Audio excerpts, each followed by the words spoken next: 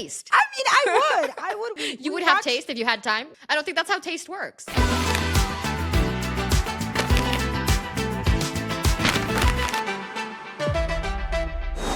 Hi, everyone. I'm Luciana. I'm Claudia. And this is Where We Land, a podcast bringing you stories of immigration and multicultural identity. This episode, our topic of the week is feeling homesick. So, to start things off, I want to give out just the definition of homesickness so that we can be all on the same page when discussing this topic. Here it goes. Homesickness is the distress experienced when someone is away from home or their familiar surroundings, which can lead to feelings of anxiety or even depression. Homesickness can affect you at any age, and while mild homesickness that dissipates over time is no cause for concern, intense cases can be debilitating. So, I don't think I've ever experienced like a debilitating case of homesickness, but I have for sure felt homesick at times. Have you ever felt homesick living abroad? For sure.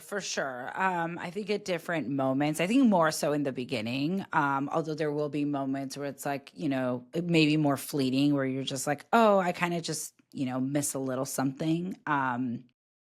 But I think for sure in that first year, I want to actually even say when we were little and we were living in the U.S., I felt a bit homesick for Peru, even though we were so little and had very little time in Peru. I remember actually a moment feeling homesick, like kind of we were going back from we had been out all day, and I remember we were like riding in the back, and I just remember thinking about, I don't know why, but I remember that moment, that car, you were there sitting right next to me, and just thinking about like our grandparents and feeling a little sad. And I don't know why that moment stuck with me. Like we were young, but I just remember, I can't remember where we were coming from. Or I don't think anything had happened. It was just like, boop, but I don't know why that stuck with me. Wow. I think it was like because I was starting to understand that they were far, that like we can't just see them any given day. Yeah, you can't just whenever you want be with them. Okay. Yeah. But like, I don't remember feeling that way in the States at all. Mm-hmm. I can't really point out any other moment that stuck out to me except that one. But for sure, then when I like came back here as an adult for grad school, yes, I remember feeling homesick. Then, And what was that homesickness like? Was it different? I think it's the same in like it's about people, but also tied to like maybe an event like that you miss, because you live abroad. It's like, oh, like something is going on back home and you hear about it and you're not there. Yeah, or you see photos and it's like, oh, I wish I was there, but it's just like you can't go back every weekend, So yeah, I was like, okay, I get that. Yeah. Mm-hmm. I think when I was thinking about like when I've felt homesick, like really truly homesick, the one moment that came to mind was when I was living in Spain. Oh, really? Yeah. What was that like? Because you were there temporarily, right? Yeah. I was there only for 6 months. Okay. I was there when I was 23, and it was my first time like living in a foreign country where I knew no one and I had no family, like far away from all of my, like in another continent from all of my relatives. And I think while I was living there, I didn't know I was homesick. Like it didn't register as homesickness. Okay.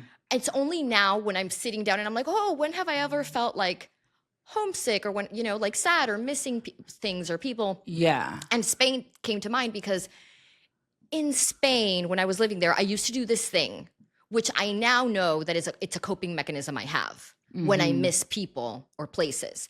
But back then I didn't know it was a coping mechanism. I was just doing it because I liked to. Okay. So when I was living in Spain, what I found myself doing was like using a lot of Spanish slang and saying a lot of like saying a lot of like phrases and words and things that I wouldn't even really say in Peru. Oh, I see. You were doubling down. What I mean? Yeah. Yeah, but I just started using them because it had been so long since I heard someone speak Peruvian Spanish, and I missed it. And I wanted to feel at home. And no one else was going to provide that for me, so I had to be the one that said those words. Yes, I get that, and I think that like I get you doubling down and getting like that coping mechanism, I guess, because I find myself doing that too. Not with slang, but like I always listen to Spanish music, or like it's in the repertoire of lists. Like it's not exclusively what I listen to, but Mm. I will be listening to a lot of music in Spanish, or like the top 50 Peru playlist on Spotify, on Yeah. moments where, like around times where I'm feeling a little homesick. I would totally pull that tool from the tool belt in a moment right now. So wait, Yeah. so and then when you moved to London, nothing? You don't remember? No. Oh, London, really? nothing. You know, And you were there for longer. and you yes. and you were like, I know you weren't really contemplating staying in London, but you were like, maybe.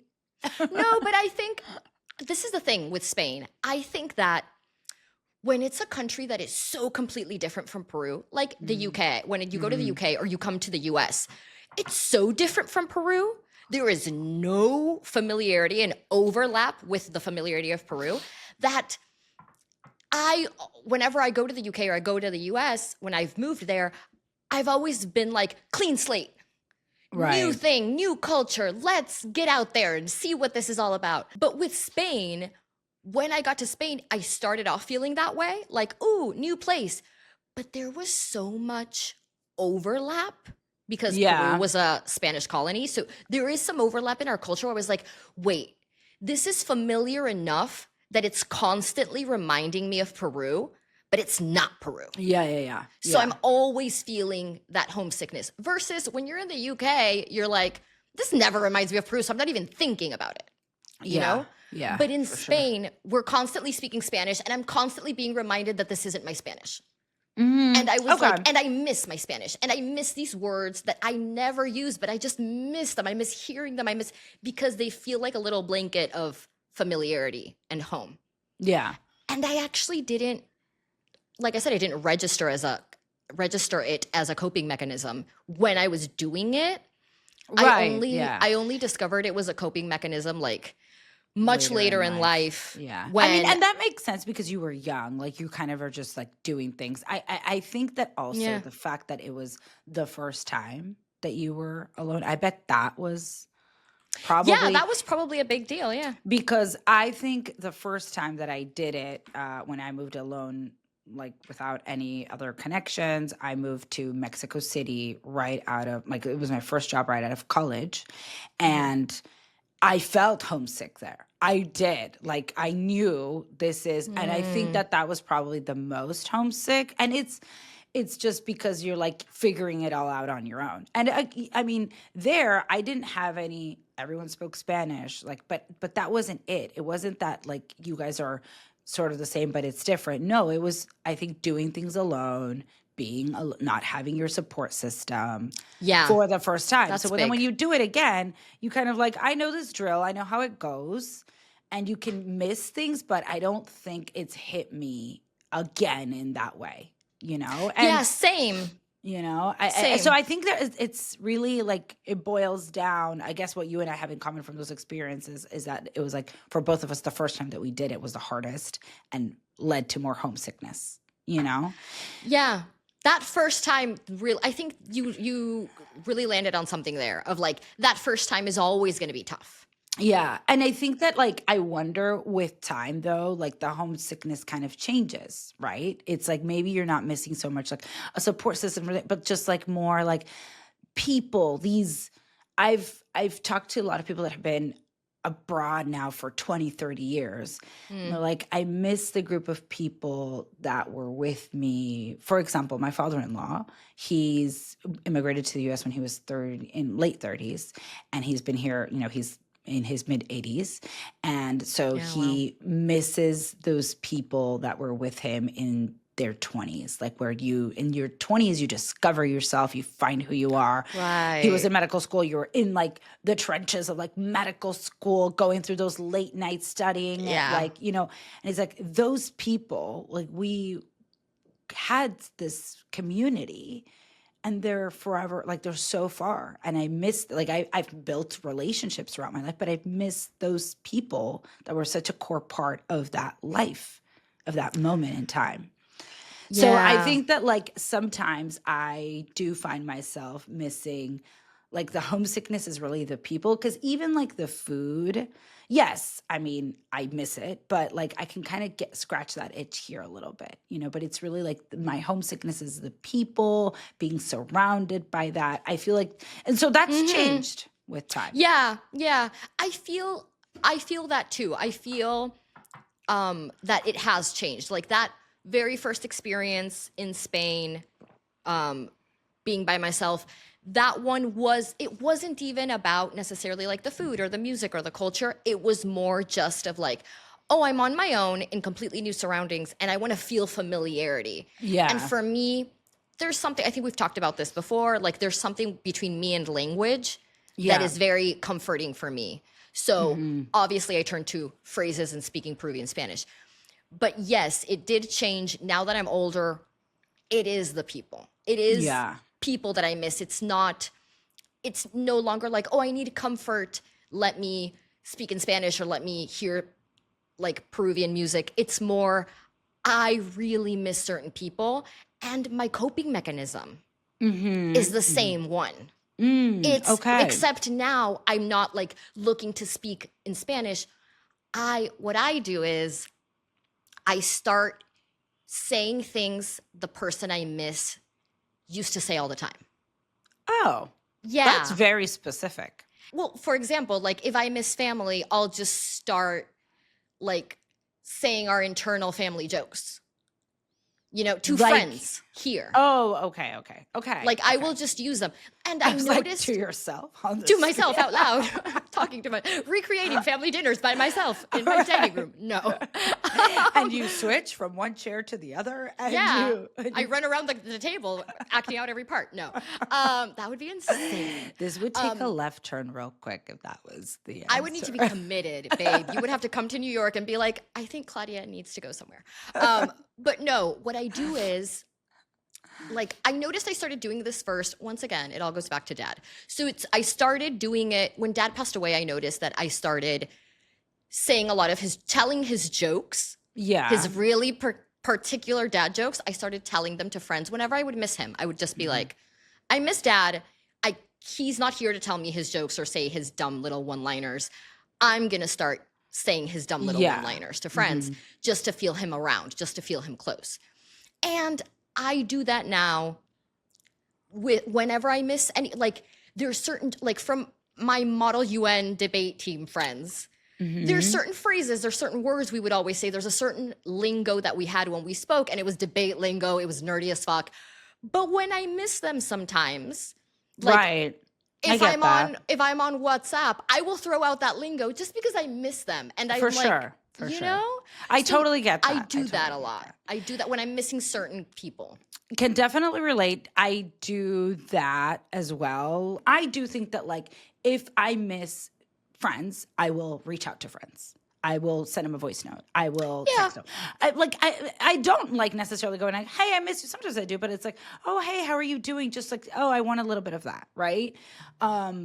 If it's the food, it's easy because it's like you can kind of go find, even like if it's not the exact same, like a pretty close version, right? With that. Right. But I think like I go and try to scratch the itch of what I'm missing. Mm. And then I think I want to sometimes try to do something similar, or just something that will make me feel warm and fuzzy. Like Yeah. Yeah, I get that. it's that thing. It's like, okay, I'm gonna go and like if it's people, reach out to those people or whatever, and then I'm gonna go and do something fun or something good, to kind of lift yourself a little bit. Yeah, the reaching out to people for sure. But I Mhm. think just like you said, oh, I don't text like I miss you necessarily. Yeah. You just reach out. I don't text I miss you either. But like the little phrase that we always use, that's when I type that, that's me saying I miss you. Right. You know? Yeah. And Like, I might say I miss you like in the combo too. But what I'm getting at is like more like, okay, this is what I miss. I go and try to get it. Yeah. And hopefully that. And then continue to try to do something fun or something like if I'm missing those group of friends, maybe try to rally my friends here to do something fun, kind of like that. yeah, yeah. And I also I don't just reach out to the people I miss. I also sometimes reach out to like, who also misses this person? You know, let's be like, or a time that the three of you spent together, or four of you, whatever the group is, for sure. yeah, like, because you know, there's groups of people, and like when one of them is not here, yeah, I will reach out to the other one and be like, oh, and because let's just talk about her because we both miss her. A lot of coping mechanisms there. A lot of coping mechanisms. If you had 24 hours in Peru right now, just one day. Oh my gosh. Okay. What do you do? Who do you see? What do you visit? What do you have to do? Well, I have to eat. Like I have to eat all the things. I mean, everybody's got to eat. It's just so hard because it's like breakfast, lunch, and dinner, and you want to have basically like lunch for everything because like lunch is the biggest meal and you want to try all the foods, right? So I'm going to have 3 big meals, 24 hours. That's it. Maybe I'll 3 big meals and some snacks. I'm scrunching it that I'm just like squeezing in. I am seeing and seeing friends, and like hopefully those are social events. So like I would maybe, like I would say either a lunch or a dinner with the whole family. I think it's timely to say I would do Maido because it's delicious and because it's like number 1 right now at the 51st restaurant. So I would go there, with like a family, with like whether that's lunch or dinner with the fam. And that's we like usually go for dinner. We usually go for dinner, yeah. I don't care which one, just like one meal with the family there. And then the other meal is with friends, and I would cast the wide net and like kind of invite everybody. And that's kind of what I've done a bit in the past. Like I would mix groups and they kind of all know each other, and just like a long meal with drinks, to catch up with everybody. And oh wow, we're different. We're different. Yeah, because I want to see people and I want to have time to speak with everybody. I also want to eat all the things. And this is 24 hours, so there's not enough time for me to go through here or anything. So I'm just doing this in Lima. No, this is like Game of Thrones rules. Like if you say you're going there, you're there the next second. Okay. So you know how they traveled and they were always getting places super fast. Okay, then you know what? Maybe I would start the day at the beach but this is summer. I'm starting the day in Las Delicias. Okay. And I'm going to be in Las Delicias for the morning, and then I'm going to do lunch with my girlfriends in Lima. Because I just think in Lima, because they're all there, and then dinner with the family and it's a beautiful day. To be glorious. Yeah. See, we're different. And it's like, okay, so you're very like wedding style. Like I'm going to invite everyone and I'm going to move around and spend my time with everyone as much as possible. 100%. I am very much the opposite.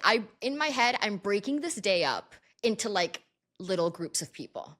So I'm waking up, I'm having early bird breakfast, like 8 a.m. breakfast with my girlfriends from high school. We're going to like a cute little breakfast place because they're all moms and they love doing a quick breakfast because they have like little tiny toddler babies. Right. And that's easy for them. So we do that. That's great. Then I go to the beach. Teleport through Trujillo. I'm at the beach. I'm with the fam. I love that we both love the beach in the morning though. Like beach in the morning with the entire fam. Yeah. I want everyone. I want you may order a ceviche. Someone's ordering some food. I just had breakfast, you guys, but I'll have a cremolada. I'll have a bite of something. Yeah. And then I want everyone there. I want like everyone's current boyfriend. Like my niece's current everyone is there. For sure. Exactly. For sure. You can be in the family picture. It's all good. It's not a wedding. We're fine. Right. And then right for lunch, leave the beach, back in Lima, and I'm in Isolina, which is not just a fantastic restaurant, but it's one of the owners is a dear friend of mine. So we go there a lot. And there it's kind of like a roundup of whoever's in Lima.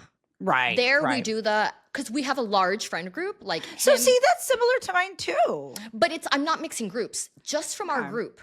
Because this is my college friend group. Right. And that college friend group is large. There's like 30 people. So whoever's in Lima at that time from that group is in Isolina with me. And we're eating the best Peruvian food. And we're having chilcanos. And we're doing all that good stuff. And we're there and we're singing along to música criolla, and we're there for hours just Right. sitting over the table, right? Talking and chatting and catching up. Then I'm going to go physically visit Cristobal and his wife Ali at their house. Okay. And we're just going to sit. I'm going to take a bottle of wine and we're going to chat for like 2-3 hours. Catch up on life. This is the evening. This is after lunch, afternoon. Yeah, like from Okay. 4 to like 6, Okay. 7. Okay. 2-3 hours. It's 4 to 7, yeah. And then at 7, I'm going to Barranco. I'm going to a dingy little bar with my lawyer friends, the guys. I'm going out with the guys. Right. Right. My lawyer friends in a little small tiny bar in Barranco, and we're drinking the night away until someone is too drunk that we're all like, whoa, I think we should all go home. He's drunk. Right. Right. Well, it's food and people. It's food and Yeah. people. Like that is Food, it. people, places that just like I you want have these to go dragons to like transport us though. Like I want- know, right? Like I want to be able to, I want that day. Now it's time for our culture clash flashback. This is a culture clash we've personally experienced, and I am going to talk about Christmas cards. And I know it's not the season, Oh my but God, Christmas cards. this has been on my list because I'm like, well, no, like I just Like, I what is can't. this? What are we doing? Yeah. So, and I mean the Christmas cards that here in America you get, which are lovely photos of your friends. And some people even put like updates, like they'll say, you know, at the minimum, they'll give the names of the people pictured, their ages. And then some will add some fun facts of what they did that year or like where everybody's at.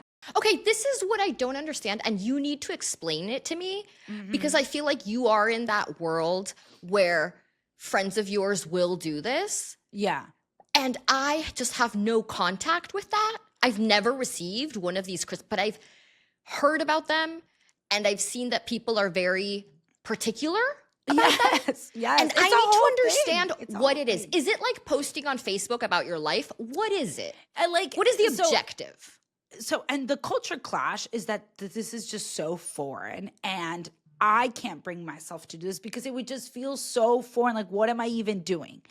I really do like seeing them. Like, I like receiving them and like, oh, look, you know, like, look at this, look what this person's doing. Or like, oh, they had a baby, or like, oh my gosh, their kids are so big. So like, that's of people that I'm not in touch with. Yeah. But once again, if I'm sending you a Christmas card, you at least have me on social media. Aren't you Not a aware lot of my life? people have social media anymore, or like I guess I feel like more and more people are either dropping the amount of stuff they post, or Okay. you know, like Yeah. just maybe not as present there. They're still on it. They still have an account, but they're just like not sharing as much of their life, especially the stuff with kids, right? So there's a lot of people okay. not posting their kids. So I think it is a nice like thing to receive. However, me myself drafting like, and we take family photos, but like then putting them in a card and it just would feel so foreign. Like maybe I will do it this year. Maybe I will do it next year. Maybe I will come around to it one day and find myself doing it. But the first time that I was like, oh, this is the thing, because like it's not just a generic card, right? Like as everybody here in the US, It's like a special thing. it's a special thing. You And people take the personalize photo. it. I think people take the photo during Thanksgiving and then send it, or maybe before. I don't know. And then, you know, I guess you have a list of people, and there's plenty of, you know, companies that you can do. I mean, some people have done online ones, but like they print them out and then they send them to you. Also, like everyone here is always keeping their friends' current like mailing addresses because here the mail works. So that Oh, I also- do that now. So Ever yeah, no, since- same. Yeah, I do same. that. Ever But, since I like, moved in to the States, I Peru, do it. as just we've to like covered in previous send people episodes, gifts. like having the mailing address, like you're not really gonna set, like maybe you can go and deliver it yourself, but like again, the mailing system isn't great. So, you know, I don't know. It's but it's definitely a thing here. I'm least surprised with it now as I, you know, like now again, I like receiving it, but I'm just like, wow, there's a whole industry and like this is nationwide. People are doing this, you know? Do you think and- it's an age thing? Do you think like there comes sure. with age you stop being maybe so online and you want to still have that little update and you want to share like you said, the pictures or, of your family to your close ones, like OG Facebook, like before it was like. But I this think people ad still did machine. it with Facebook even. Like, I don't think it replaces that. I think people Right. just still do it. This is more just like I think it's just a cute little custom detail here. for your close friends. Yeah, I think it's, I don't know if it's necessarily close friends because I get some from, people that aren't close friends. I'm back to not really understand. I feel like I understand the concept, but I can't grasp But like, what it means actually, socially. maybe it's just like, hey, I wouldn't say like they're not strangers, but I would say it's more than close friends. I think it's like people that are in some way or form in your life and you're close enough that you have a mailing address and you send it to them. And I think it's like just like to wish them well, but it's also like here's my update. Happy holidays. You know what? I think I need an American to explain this Yes, to me. Because I don't think know. you're foreign and you're also coming in with like, this is what I think it is. Yeah. But I think we need our next American guest, we need to be like, what's the deal with these Christmas cards? Like, Well, break it no, down. And like I've asked other people's like, so the Christmas, and they're like, oh yeah, like I've never gotten like a super structured answer on it, No, but I think I need someone who's like thought about it because I feel part of me from very far away, part of me is like, is there a status thing going on here? Is there a show offiness going on here? Or is it not that at all? Is it like, what is it? What is it? I would say no. I think it's just like a nice gesture to like keep in touch with people. And it's like another way to keep in touch. But I don't know. So I feel when I get them though, I gotta say, like when I do receive these cards, I'm like, should I be sending a card? Do people think they're not in my friend group because I'm not sending a card? Because I'm sending a card. So if anything, I'm just like, See, what? there are social dynamics. Well, There yes, are I think social that it's dynamics like, at play. it's like you're wishing people happy holidays. So am I the Grinch that's not wishing anybody a happy holiday?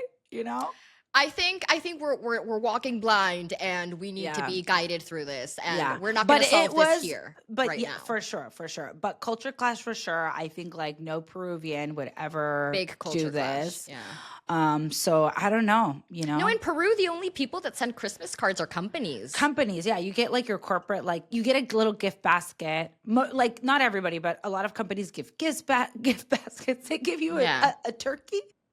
They give you a coupon to get a turkey. Yeah, you get a free turkey. You get a free turkey.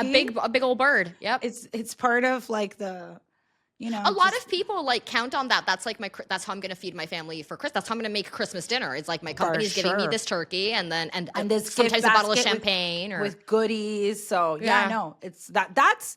And maybe that would be the culture clash here. Like, what? Your company's giving you your turkey? Literally, you get your turkey. A lot of people count on that, dude. It's part of the Peruvian tradition. Your company gives you turkey. I've never gone and bought a whole turkey in Peru without that coupon because, like, I don't even know. Like, there's dedicated places where it's like, bring your coupon. Pick up your turkey. Yeah. Pick up your turkey. Yeah. And there was always a line because every single worker in Peru was like, gotta pick up my turkey for Christmas. Yeah. My company gifted it to me. Okay, so lastly, we need to get into our current faves. Mm-hmm. So I have one that I have to share today. And Okay. I know, I'm just going to warn you, you're probably not going to be into it, but you know who is going to be into it? Is our boy Phil. Producer Phil is going to be so into this. You guys just seem to have like I'm guessing it's something that we view like a show or a movie, and you guys just seem to have more time or bandwidth to view stuff. I'm jealous. We also have we have taste. You know? I would. Excuse me. You would have taste if you had time? We watch all I don't think that's how taste works. I think you just have it or you don't. all of the same. My taste is impeccable. Sometimes you guys are watching stuff that is like a hard pass. And you've recommended stuff that I've texted you like, why did you recommend this? This is horseshit. Well, here's the thing. You particularly don't have a strong taste for sci-fi. Like that's just not your jam. You also watch everything and you just watch everything. You watch everything. Like there's no bar. The bar's here. If someone has created a piece of media, my eyes have to scan it. Yeah. Even if I'm not like tuned in, like I have to scan it. Who has time for that? So anyway, single lady does. But also single women in their 30s. That's who. We're the target audience. Cater to us. But also if I had time, I would watch way more stuff. So if this is something that you've binged or you Yes. saw, say, okay, what is it? What is it? Just give it. Okay, so it's an Argentinian show on Netflix that feels like it's so well made. It's so well made. Okay. It's called The Eternaut, El Eternauta. Okay. No, I haven't And seen it's, of course, I know. It's a sci-fi show. So it's, it. Okay. there's first season, 6 episodes, and there's only going to be one more season, and the story's over. Oh, okay. Yeah. It's I like love a limited concise- series. I love a loved it. limited series. Okay. I love it too. Low commitment. So binged the first season in like one weekend. It was that good. Okay. So it's like a sci-fi end of the world show, but it's mysterious. Like things start to happen and no one knows why. There's no explanation. And people are just having to react to what's happening and kind of slowly figure it out. And so it slowly gets revealed more and more. But with every new thing that happens, you're like, whoa, how is this connected? Because you know, everyone knows it's all connected, but no one knows what's happening. Mm-hmm. And what I love about it so much is that the entire show was written as a metaphor originally for Argentina's history with dictatorships. Oh. So what's happening? Even though it's sci-fi, the things that are happening are sci-fi. Like people are, is this climate change? Is this, what's happening? Is there what is this? Things that start happening are things like a lot of people die. People start disappearing. It's scary to go outside. Okay. If some of the people that disappeared come back, but they don't remember things, or they're not really themselves and you don't know why. And it's like, this is all mirroring what certain dictatorships in Argentina did, where it's like it was dangerous to go out, be in the streets. Yeah. They were killing people, assassinating people left and right. Yeah. There were disappearances.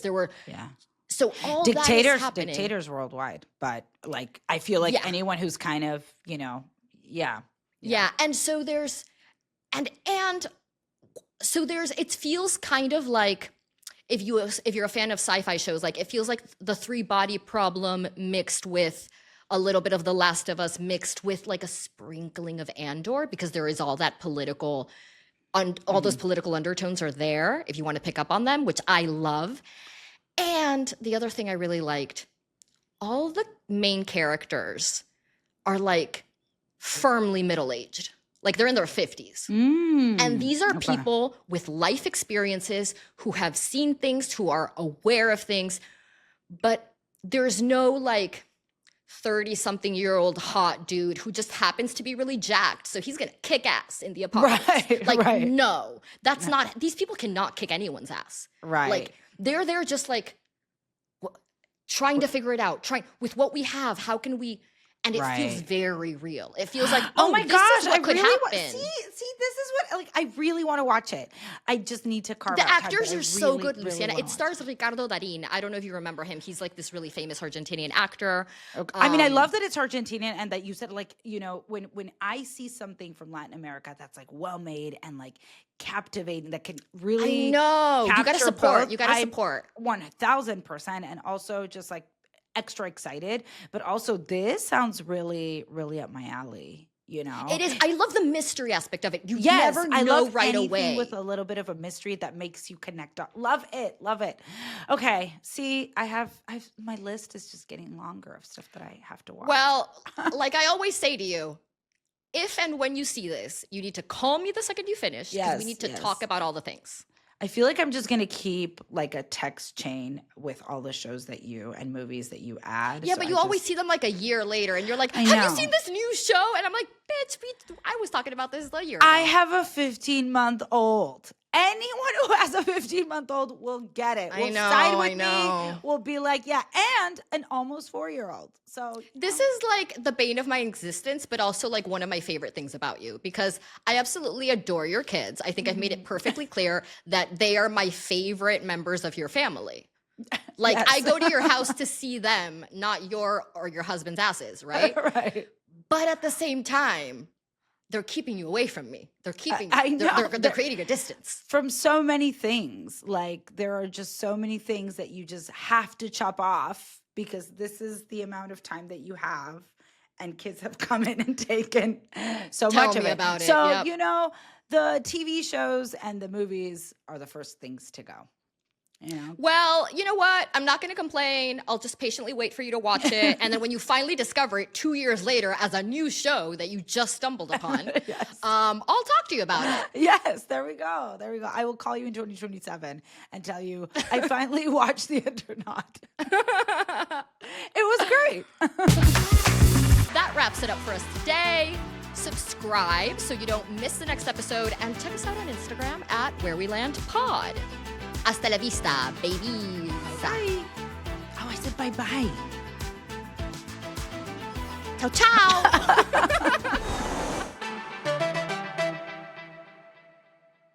At Where We Land, we know some immigrant experiences are harder than others, especially for those in the margins of our current legal system. So if you would like to help, we encourage you to support organizations that provide services for immigrants and champion their rights. You can find a list of organizations in the show notes.